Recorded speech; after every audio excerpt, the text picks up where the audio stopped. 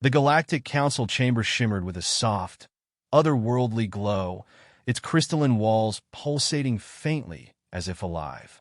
Representatives of dozens of species sat in semicircles, their forms as varied as the stars themselves, towering insectoids with faceted eyes, lithe beings of pure energy, and massive quadrupeds whose armored hides looked impervious to harm. In the center of the Grand Hall, a human envoy stood uneasily, his crisp suit and calm demeanor doing little to mask the subtle tension radiating from him. "Humans," rumbled Kathara, a towering reptilian figure with emerald scales glinting under the light.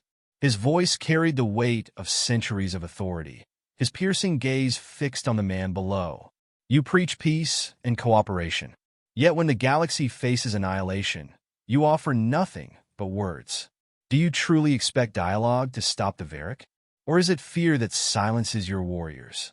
The accusation hung heavy in the air. The Varric, a ruthless race of biomechanical conquerors, had emerged from the void beyond known space. Entire planets were now lifeless husks, their populations eradicated or enslaved. The Galactic Council, despite its vast military resources, struggled to contain the threat. Ambassador Elias Carter shifted his stance, meeting Kathara's gaze with measured resolve. "Fear is not what holds us back," he replied, his voice steady. "It is wisdom. War has ravaged our species for centuries, taught us its cost. We do not rush into battles without understanding the stakes, or our enemies." A ripple of murmurs spread through the chamber. The human response, as always, seemed to infuriate more than reassure. To many species, humanity's reluctance to engage in direct military conflict was a sign of weakness. Their diplomats were skilled, their technological advancements impressive, but their avoidance of galactic warfare was viewed as cowardice. "Understanding will not save you when the Varric reach your precious Earth," snarled another council member, a wiry avian with feathers as black as night. "Words cannot deflect plasma cannons." Carter allowed the insult to pass, his calm unbroken. He had expected this. In truth, humanity's reputation as pacifists was a carefully maintained facade, one born of strategy rather than fear. Earth had long been wary of revealing its true military capabilities to the wider galaxy. Peace had always been easier to negotiate from a position of perceived vulnerability. But now, as the Varric shadow loomed larger, that strategy teetered on the brink of obsolescence. Before he could respond, the chamber's central platform hummed, and an emergency hologram flickered to life. A scout ship's distress signal played in jagged bursts, the garbled image of a pilot barely recognizable through the static. "Repeat, Varric forces have breached the outer defenses of the Eridani cluster. We cannot." The signal cut off, replaced by silence. Tension gripped the room. The Eridani cluster was a vital stronghold, its fall a harbinger of doom for the surrounding systems. A decision had to be made, and quickly. Kathara's gaze swung back to Carter. "This is your moment, human. Prove your worth. Will Earth send its warriors to join the fight? Or will you cower behind your diplomacy as the galaxy burns?" Carter's jaw tightened. He glanced at the cluster of Earth delegates seated behind him, their faces a mixture of apprehension and resolve. This was the moment they had anticipated, dreaded, and prepared for. With a deep breath, he stepped forward. "Earth will act," Carter declared, his voice firm enough to cut through the tense atmosphere. "But understand this. We do not send armies lightly. What we offer is precision, expertise, an elite force that will strike at the heart of the Varric threat." The chamber erupted in disbelief. Kathara's booming laugh echoed over the uproar. "An elite force? What arrogance! Do you truly believe a handful of your kind can succeed where entire fleets have failed?" "You underestimate us," Carter replied, his tone steelier now. "Earth's history is one of survival against impossible odds.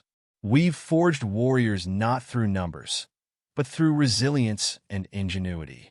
Allow us this chance, and you may see the galaxy's most underestimated species in a new light." The council quieted, skepticism still evident in many expressions. After a pause, Kathara leaned forward, his massive claws drumming against the crystalline table. "Very well, human. Show us these warriors of yours. But mark my words, if they fail, it will confirm what we've always believed, that humanity is unfit for the burden of war. Carter nodded, the weight of the council's judgment pressing on his shoulders. As the session adjourned, he strode briskly out of the chamber, the Earth delegation falling into step behind him. In the corridors outside, he turned to a younger delegate, her sharp eyes betraying a flicker of unease. Send the message, he instructed. Activate the siren protocol. Inform them that their deployment is imminent. Do you think they're ready? She asked hesitantly. Carter hesitated for the first time that day, his usual composure faltering. They've been ready their whole lives. The galaxy just doesn't know it yet. Far away, on a hidden base orbiting Mars, alarms blared to life. A squad of hardened men and women, clad in exosuits designed for environments no other species could survive, sprang into action. Their insignias gleamed under the harsh lights, the emblem of the United States Marine Corps. As orders were barked and gear assembled, one Marine, a grizzled sergeant with scars etched deep across his face, grinned grimly at his team. Looks like the galaxy finally called for help, he muttered, shouldering a weapon that looked more like a portable fortress. Time to show them what happens when you poke the wrong species. The Marines prepared to deploy, their resolve unshakable. In that moment, humanity's greatest secret was no longer hidden. It was about to become the galaxy's worst nightmare. The briefing room aboard the USS Resolute was stark and functional, every surface gleaming with the polished precision of military efficiency. A holographic projection of the Eridani cluster dominated the center of the room, spinning slowly in midair. Around it stood the squad selected for humanity's first open intervention in galactic warfare. 12 United States Marines, each a testament to Earth's legacy of survival through conflict. Sergeant Major Adrian Kane leaned against the edge of the table, arms crossed over his broad chest. His weathered face bore the marks of a career spent on the edge of chaos, the faint white line of an old knife wound slashing across one cheek. His voice, low and gravelly, cut through the room with the weight of experience. All right, listen up. You've all read the brief. The Varric aren't some half-assed militia. These bastards are organized, relentless, and meaner than anything Earth's thrown at us. But if anyone's going to send them packing, it's us. The squad listened in attentive silence, their faces a mix of focus and anticipation. Corporal Elena Vasquez, an explosives expert with a reputation for turning impossible odds into fireworks, gave a wry smirk. Organized and relentless, huh? Sounds like my last deployment. What's the catch? Kane's lips quirked upward in a humorless smile. The catch is you screw up, and this galaxy learns how to lose hope real fast. The Varric don't just conquer, they erase. Planets, people, entire histories. The Council thinks we're sending lambs to the slaughter. Our job is to prove them wrong. Lieutenant Marcus Reed, the team's tactical officer, stepped forward, his sharp blue eyes flicking between the hologram and the Marines. He had the crisp bearing of an academy graduate, but his reputation in the field had long since dispelled any doubts about his grit. We'll be deploying to the Eridani cluster, Sector Delta 7. The Varric have taken the main colony and established a command nexus. Our mission is twofold: disrupt their supply chains and cripple their nexus. If we succeed, the Council's forces can regroup and push them out.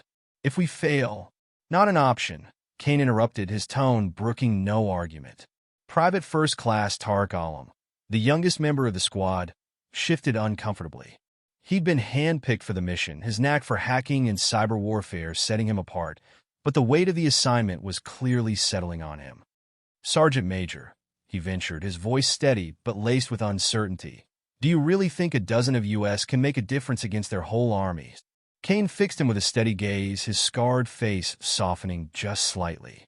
Let me tell you something, Alam. I've been outnumbered, outgunned, and up to my neck in hell more times than I can count. And every single time, it wasn't numbers or firepower that pulled us through. It was grit. The Varric don't know it yet, but they're about to meet the meanest, toughest SOBs this galaxy's ever seen. You just make sure you're ready to show them why. Alam nodded, the weight in his chest easing slightly. Around him, the squad exuded an air of quiet confidence, their camaraderie palpable. These were warriors forged in the crucible of Earth's darkest conflicts, and they carried that legacy with pride. As the briefing continued, Vasquez leaned closer to her squad mate, Sergeant Darnell Hayes, a towering figure with biceps that seemed carved from stone. "So, big guy," she murmured, her voice low enough to avoid interrupting Reed's tactical overview. "Think the bugs will be impressed when they see us?" Hayes didn't look away from the hologram, his deep baritone rumbling with quiet amusement. "Impressed? Nah. Terrified? Definitely." The room erupted into a ripple of low chuckles, the tension momentarily broken. Even Kane allowed himself a brief smile before refocusing the squad. "Enough chit-chat. We got a war to win." As the hologram flickered off and the squad began filing out, Kane caught Reed's arm. "Lieutenant, a word?" Reed nodded, stepping aside with the sergeant major. Kane waited until the others were out of earshot before speaking. "The kid's good, but he's green. Watch him. We can't afford any mistakes out there." Reed nodded, his expression serious. "I'll keep an eye on him, but you know as well as I do, everyone's green until they're not." Kane grunted in agreement. "Let's just make sure his first test isn't his last." Meanwhile, in the ship's armory, Vasquez and Hayes prepped their gear alongside the others. The room buzzed with the sound of weapons being calibrated, exosuits tested, and equipment secured. The Marines worked with practiced efficiency, their movements precise and methodical. Alam sat at a nearby console, his fingers flying over the keyboard as he ran diagnostics on the squad's cyber tools. He paused, glancing over at Vasquez. "Do you ever get used to this?" he asked, gesturing vaguely at the organized chaos around them. Vasquez shrugged, her expression softening. "You don't get used to it, kid. You just learn to love it. The noise, the adrenaline, the stakes, it's what we signed up for. And trust me, once you've been out there, you'll never want to do anything else." Hayes chuckled from across the room. "Speak for yourself, Vasquez. Some of us were planning on retiring to a beach somewhere before this little galactic adventure came up." "Yeah, sure," she shot back, grinning. "Because you're so good at sitting still?" Their banter continued as the final preparations were made, the camaraderie among the squad a living testament to the bond that only combat could forge. When the squad finally assembled in the hangar, the air was electric. The shuttle stood ready, its engines humming with restrained power. Kane stepped to the front, his voice cutting through the hum of machinery. "We're Marines," he said, his tone resolute. "That means we do the impossible. Every time. This galaxy thinks humans can't handle war. Let's go prove them wrong." The squad filed onto the shuttle, their steps steady and purposeful. As the hatch closed and the engines roared to life, a sense of anticipation filled the air. Each Marine carried the weight of Earth's reputation on their shoulders, but none faltered. As the shuttle hurtled toward the Eridani cluster, Kane sat silently, his eyes fixed on the stars outside. In the stillness, a single thought ran through his mind. They have no idea what's coming for them. The shuttle exited hyperspace with a violent lurch, turbulence shaking the cabin as the Eridani cluster materialized in the viewport. Stars glittered like cold, distant sentinels, but the serenity of space was shattered by the hulking presence of the Varric fleet. Massive, blackened vessels bristling with weaponry moved with mechanical precision, their insectal forms exuding menace. Fires burned on the distant surface of Eridani Prime, the colony planet now a war zone. Sergeant Major Kane's voice was calm as he addressed the squad over the comms. "We got one shot at this. No screw-ups, no hesitation. You all know the plan. Hit hard, stay mobile, and remember, this isn't just about us. Earth's watching. The whole damn galaxy is watching." Corporal Vasquez grinned as she secured the last of her explosives. "No pressure or anything," she muttered under her breath, earning a quiet chuckle from Hayes beside her. The pilot's voice crackled over the intercom. "We're coming in hot. Enemy sensors just pinged us, and they're scrambling fighters. You've got less than 2 minutes before this bird's a sitting duck." Kane nodded, rising from his seat as the Marines checked their gear one last time. His voice was steady.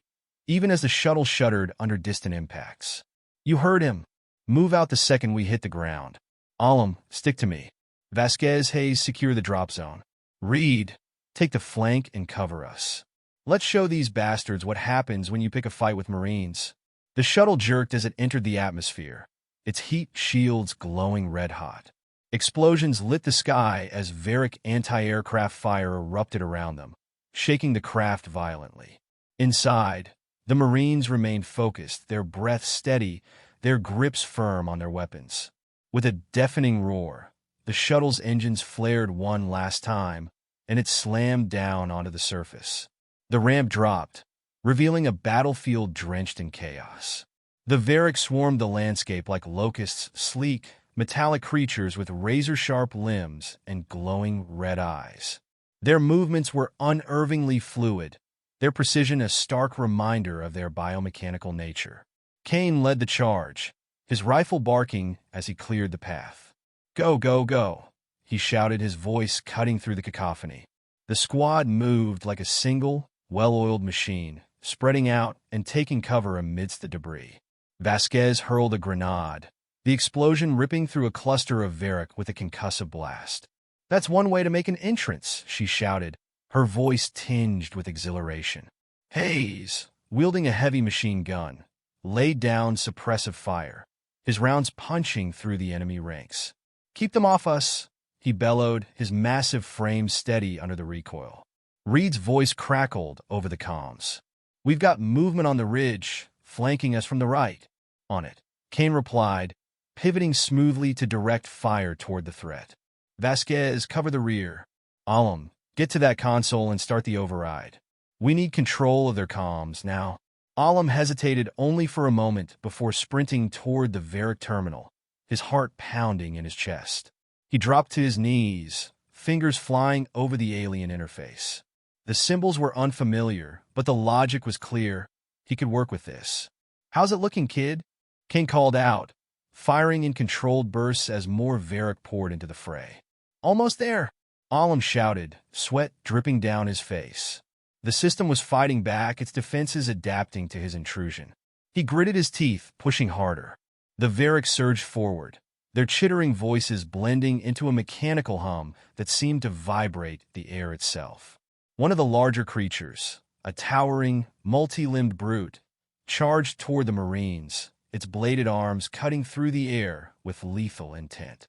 Hayes stepped into its path, his weapon roaring as he unloaded an entire belt of ammunition into the creature.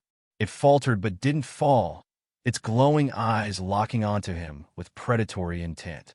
With a guttural roar, Hayes dropped his gun and drew a massive combat knife, meeting the beast head-on. The clash was brutal, a storm of metal and flesh. Hayes drove the blade into the creature's torso, twisting with savage precision, but its claws raked across his armor, leaving deep gouges. With a final, bone-crushing blow, he brought the creature down, his chest heaving as he stood victorious. Someone buy me a drink after this, he muttered, his voice tinged with both exhaustion and triumph. Drinks are on me, Vasquez quipped, launching another grenade toward a Varric cluster. Alam, Kane's voice snapped over the comms. We're out of time. I've got it.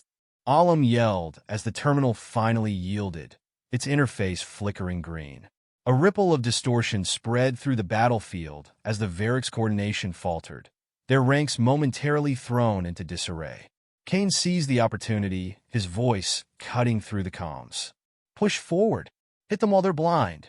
The Marines surged ahead, their firepower precise and unrelenting. One by one, the Varric fell, their once dominant presence reduced to smoldering wreckage.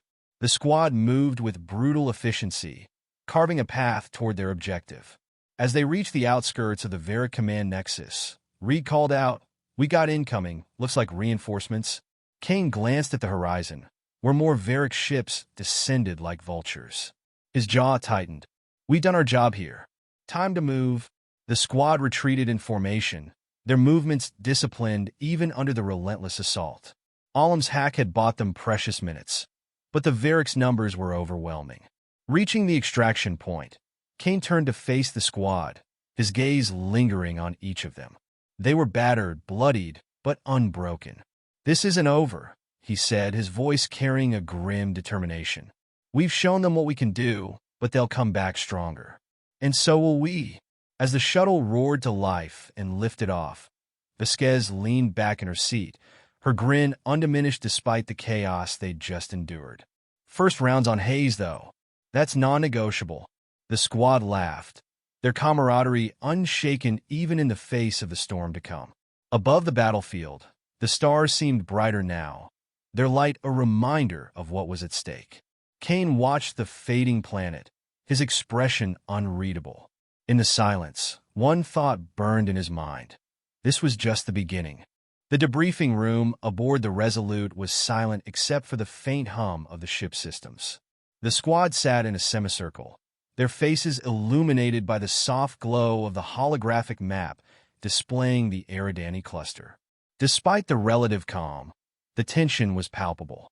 They'd survived the drop and struck a decisive blow, but everyone knew the Varric wouldn't take it lying down. Sergeant Major Kane stood at the center of the room, arms crossed, his expression unreadable. He scanned the faces of his squad, taking in the cuts, bruises, and exhaustion etched into their features. Each of them bore the marks of the brutal fight they'd just endured, but their eyes held the same unwavering determination. "The good news," Kane began, his gravelly voice breaking the silence, "is that we disrupted their chain of command. Alam's hack bought the Council forces enough time to regroup, and they've already begun pushing back in neighboring sectors. The bad news—" He paused, his jaw tightening. "The Varric know we're here. They're regrouping, and intel suggests they've deployed a new weapon to the front lines. Something big." Vasquez leaned back in her chair, her expression skeptical. "Bigger than the knife fest Hayes had with their pet murder machine?" Hayes smirked, the faintest hint of pride flickering across his face. "Don't worry. I'll take this one down too. Just give me a bigger knife." Kane allowed himself a faint smile before continuing. "This isn't just another brute. Recon drones picked up energy readings we've never seen before. Highly concentrated plasma signatures, along with some kind of field that scrambles targeting systems. If they deploy this thing, it could turn the tide back in their favor." Lieutenant Reed straightened, his sharp eyes narrowing as he studied the holographic display. "Do we have an exact location?" Kane nodded, bringing up a new set of coordinates on the map. A red marker pulsed ominously over a barren moon orbiting Eridani Prime. "Here, their forward operating base. If this weapon's as dangerous as we think, it won't stay there long. We need to destroy it before they can deploy it to the front lines." Alam shifted uneasily in his seat, his hands fidgeting with the edges of his datapad. "Do we have any specs on it? Weaknesses we can exploit?" "Not much," Kane admitted. "It's heavily shielded, and we don't know the exact configuration." "That's where you come in, Alam. We'll need you to get in close and disable its defenses. Vasquez, you'll rig the explosives once he's done. The rest of us will cover you." "Sounds simple enough," Vasquez said with a smirk, though her tone couldn't quite mask the undercurrent of tension. "It won't be," Kane replied bluntly. "The Varric know what we're capable of now. They'll be ready for us." Reed tapped the table, his voice calm but firm. "Then we hit them where they're not expecting. Fast and hard, like we always do." Kane nodded, his gaze sweeping over the squad once more. "We leave in 2 hours. Get your gear prepped and your head straight. This is the most important mission we've faced so far. We don't get a second chance at this." The squad dispersed, the weight of the upcoming mission settling heavily over them. In the armory, the familiar sounds of weapons being loaded and exosuits being calibrated filled the air.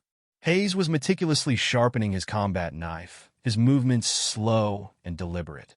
"You ever think about what comes after all this?" Vasquez asked, leaning against a nearby workbench as she checked her grenades. Hayes glanced up, his expression thoughtful. "After the war, you mean?" "Yeah, assuming we make it out of this in one piece." He shrugged, a faint smile tugging at the corner of his mouth. "Probably find that beach I keep talking about." "What about you?" Vasquez chuckled. "I don't know. Hard to picture a life without explosions, you know? Might get boring." "Maybe boring's not so bad," Hayes said quietly, returning his focus to the blade.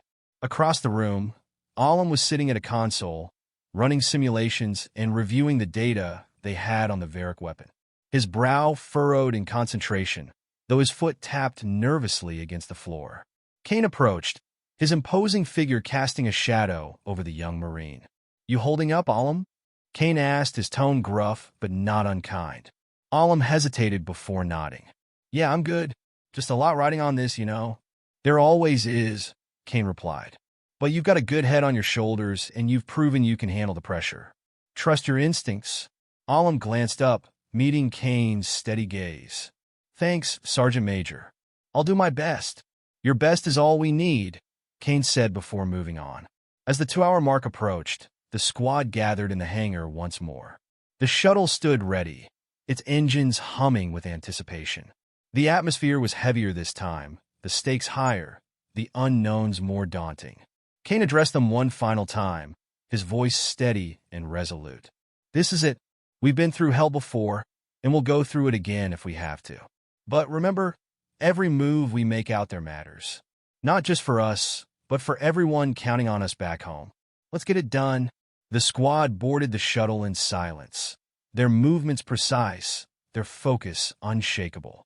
As the engines roared to life and the ship lifted off, Kane glanced around at the faces of his team. He knew the risks they were about to face, the odds stacked against them. But he also knew this squad, knew their resilience, their determination, their unbreakable bond.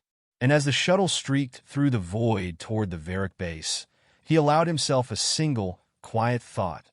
This time, the fight ends on our terms. The Varric base loomed in the distance, a monolithic fortress of blackened metal that pulsed with eerie red light. From the shuttle's viewport, the squad could see the energy fields that shimmered like a living barrier around the structure. Swarms of Varric units patrolled the perimeter, their movements precise and mechanical, a stark contrast to the natural chaos of human soldiers. "Looks cozy," Vasquez muttered, her voice crackling through the squad's comms. She adjusted her grenade harness, the faint clink of metal audible even over the rumble of the shuttle. "Cozy isn't the word I'd use," Reed replied, his eyes scanning the terrain below. "This place is a fortress. They've got firing lines, overlapping patrols, and that shield's gonna make our lives hell." "Nothing we can't handle," Kane interjected, his tone firm. "Stick to the plan, keep it tight. We've come too far to screw this up now." The pilot's voice cut in. "Touchdown in 60 seconds. Get ready." The squad moved with practiced efficiency, locking their gear into place and checking their weapons one last time. Despite the tension, there was a sense of unspoken unity, a bond forged through countless battles and near-death experiences. The shuttle landed in a small clearing half a kilometer from the base.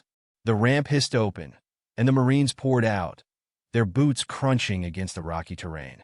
Kane raised a hand, signaling for silence as they moved into the shadows of a jagged outcropping. "Alam, you're up," Kane whispered. Alam nodded, his breathing steady despite the pounding of his heart. He crouched low, his datapad secured to his forearm, and began scanning the base's defenses. Streams of alien code scrolled across the screen as he worked, his fingers moving with precise urgency. "The shield's got a central relay," he murmured. "It's buried in that tower on the south side. If I can patch into it, I can bring it down for a short window. You'll have 5 minutes tops?" "That's all we need," Kane replied. "Vasquez, you and Reed cover all. Hayes, you're with me on suppression duty. Let's move." The squad advanced in silence, their movements synchronizing perfectly with the gaps in the Varric patrols.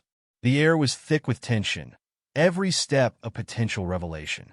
They reached the outskirts of the base, hunkering down behind a line of jagged rocks. The shield's energy shimmered just a few meters away, its low hum a constant reminder of its power. "Alam, on my mark," Kane said, his voice low. "Reed, watch the left flank. Vasquez, keep the right clear."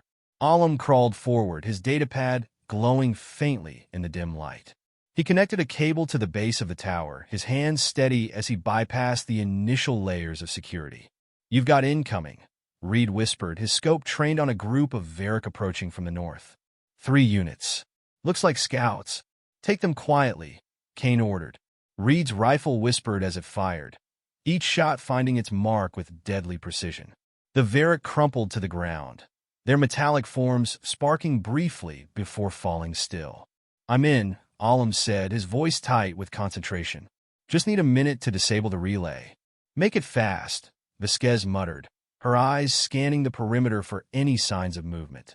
The hum of the shield wavered, its light flickering as Olam's hack began to take effect. "Almost there," he said, his voice edged with tension. The base seemed to come alive in response. Alarms blared, and the patrols turned sharply, their glowing eyes locking onto the squad's position. "We've got company," Vasquez shouted, raising her rifle and opening fire. Kane stepped forward, his weapon barking as he laid down, covering fire. "Hold the line." "Olam, status?" 10 seconds. Olam shouted back, his fingers flying over the controls. The Varric swarmed toward them, their movements unerringly coordinated.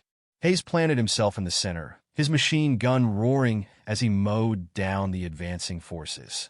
"You're not getting through me," he bellowed, his voice carrying over the chaos. "Shields down," Olam yelled as the energy field collapsed with a flash of light. "Go!" Kane barked. "Vasquez, plant the charges." "Hayes, with me!" The squad surged forward, using the brief chaos to penetrate deeper into the base. Vasquez moved with practiced speed, her hands deftly attaching explosive charges to critical points along the structure. "We've got more incoming," Reed called out, his rifle firing in controlled bursts. "Just a few more seconds," Vasquez muttered, her focus unwavering. The ground trembled as the Varric unleashed heavier units, their massive forms lumbering toward the Marines. One of them, a towering, crab-like machine, fired a plasma burst that seared the ground inches from Kane. "Hayes, take it down," Kane ordered, diving for cover. Hayes unleashed a stream of fire, his rounds tearing into the creature's armor. It faltered but pressed on, its glowing core pulsing ominously. Vasquez slapped the final charge into place and sprinted back to the squad. "Charges are set. Let's get the hell out of here." Kane glanced at the advancing Varric forces, then back at his squad. "Fall back. Double time it." The Marines retreated toward their extraction point, the Varric in relentless pursuit. Explosions rocked the base behind them as Vasquez's charges detonated, sending debris and fire into the sky. As they reached the clearing, the shuttle roared to life, its engines flaring. The ramp lowered, and the squad piled in, their breaths ragged but triumphant. Kane stood at the edge of the ramp, firing a final burst before stepping aboard. As the shuttle lifted off, he watched the Varric base collapse in on itself, the weapon and its defenders consumed in a fiery maelstrom. "Mission accomplished," Vasquez said, her grin returning despite the exhaustion in her voice. Kane nodded, his gaze lingering on the destruction below. "One step closer," he murmured, more to himself than anyone else. As the shuttle ascended into the stars, the squad's laughter and banter filled the cabin, a stark contrast to the chaos they had just escaped. Despite the victories, Kane's mind was already on what lay ahead. The war was far from over, and the Varric wouldn't forget this blow. The Resolute floated in the darkness of space, its hull streaked with the scars of countless battles. Inside the debriefing room, the squad gathered once more, the adrenaline of their latest mission giving way to a quiet sense of triumph. They had dealt a critical blow to the Varric, but the weight of the war still pressed heavily on their shoulders. Sergeant Major Kane stood at the head of the table, his hands resting on its surface as he surveyed his team. The exhaustion was evident in their faces, but so was their resolve. They had faced impossible odds and emerged victorious, yet none of them were under any illusions. The Varric would retaliate. They always did. "Well done," Kane began, his voice low but steady. "We hit them hard, and we made it out in one piece. That's more than most squads can say after a mission like this." Vasquez leaned back in her chair, arms crossed, a faint smirk playing on her lips. "Guess we're not most squads, huh?" "Damn right," Hayes added, his voice carrying a hint of pride. "They threw everything they had at us, and we still walked away." Kane's gaze hardened slightly. "Don't let it go to your heads." We may have destroyed their weapon, but this fight is far from over. The Varric won't stop, and neither can we. Olam shifted uneasily in his seat, his datapad resting on the table in front of him. Intel from the base suggested they were already working on backups. We slowed them down, but we didn't stop them, which is why we need to stay sharp, Reed said, his tone measured. The Varric aren't like us. They don't get tired, and they don't hesitate. If we slip up, even for a second, they'll take advantage of it. Kane nodded. Exactly. This war isn't just about winning battles. It's about surviving long enough to win the war. And to do that, we need to be ready for whatever they throw at us next. For a moment, the room was silent, the weight of Kane's words sinking in. Then Vasquez broke the tension with a wry grin. Well, if they want round two, they know where to find us. Just make sure you bring me a real challenge next time. The squad chuckled, the moment of levity a welcome reprieve from the gravity of their situation. Even Kane allowed himself a faint smile before straightening. Get some rest, he said. We'll debrief properly in the morning. Dismissed. The squad filed out of the room, their camaraderie evident in the way they exchanged banter and playful jabs. Kane watched them go, his expression softening as he considered the journey they had all been on. They were more than just soldiers. They were family. And like any family, they would do whatever it took to protect one another. As the door hissed shut, Kane turned back to the holographic display that still flickered with the remnants of their mission data. His mind raced with possibilities, each one more daunting than the last.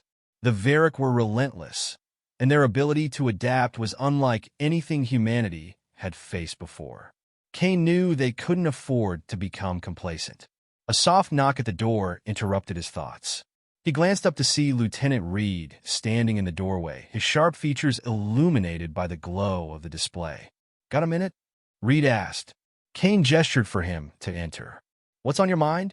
Reed stepped inside, his gaze lingering on the hologram for a moment before meeting Kane's eyes. I've been going over the data we recovered. Olam's right. The Varric have backups, and they're not wasting any time deploying them. Kane nodded, his expression grim. I figured as much. What else did you find? Reed hesitated, his jaw tightening.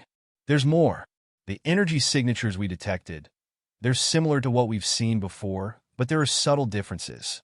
It's almost like they're experimenting, trying to refine their technology, which means they're getting stronger, Kane said, his voice low. And we're running out of time?